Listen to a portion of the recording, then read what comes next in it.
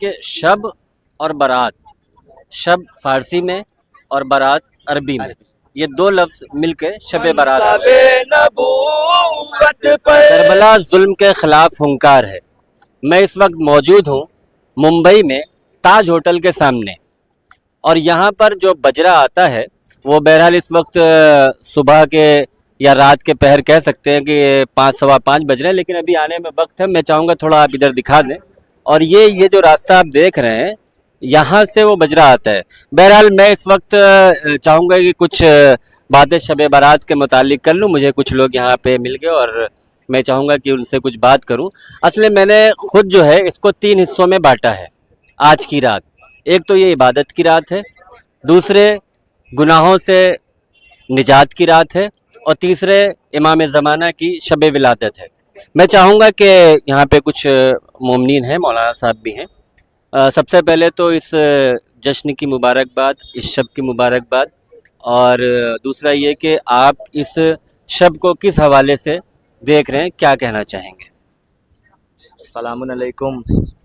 یہ شب ہم تمام لوگوں کے لیے بابرکت شب ہے، اور جیسا کہ شب ولادت امام زمانہ جل اللہ تعالیٰ فرجہ الشریف ہے، خداوند عالم نے اس شب میں بہت سی فضیلتیں رکھی ہیں۔ ان میں سے 2-3 فضیلتیں میں بتاتا ہوں۔ سب سے پہلی فضیلت جو خدا نے رکھی ہے، مغفرت کی رات۔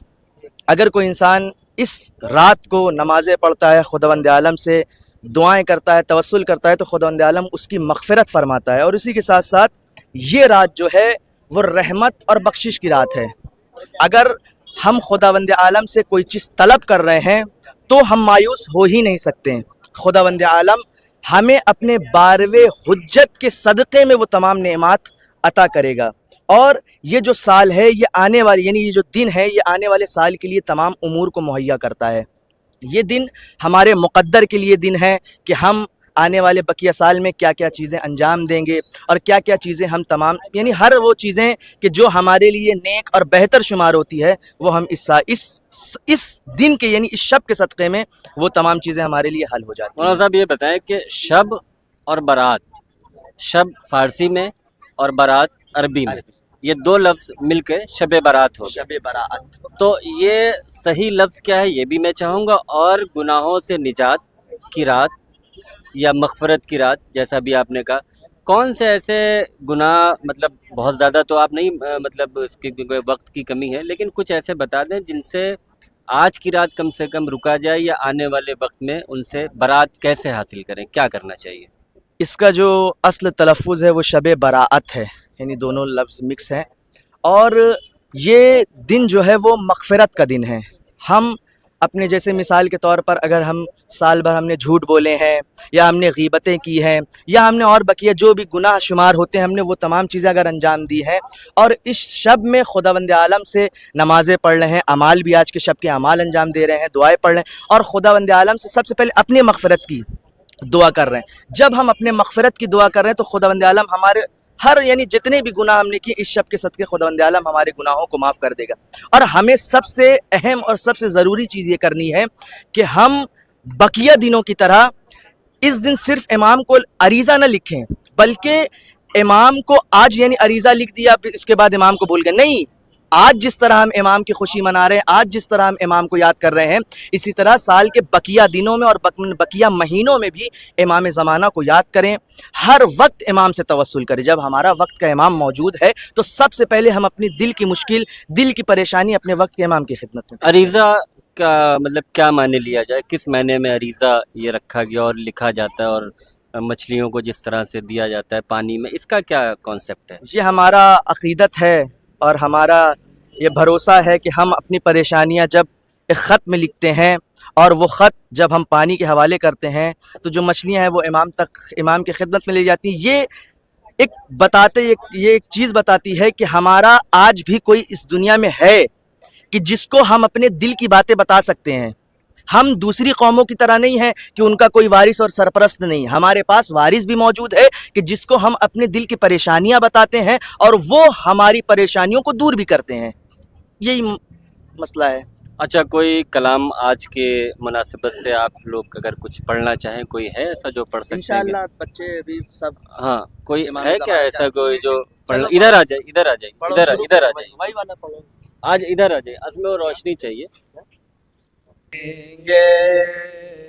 جب امام آئیں گے جشن ہم منائیں گے. جب امام آئیں گے زخم ہے ابھی تازہ مکہ اور مدینہ کے. شام کوفہ کے وہ بلا ہم بھلا نہیں سکتے. از سقیفۃ دم غیر سے نہیں پہنچے. جتنے دکھ اٹھائے ہیں ہم نے کلمہ گویوں سے ایک ایک چکائیں گے. ایک ایک چکائیں گے جب امام آئیں گے. حال غم سنائیں گے جب امام آئیں گے. شک ہے جن کو اللہ کے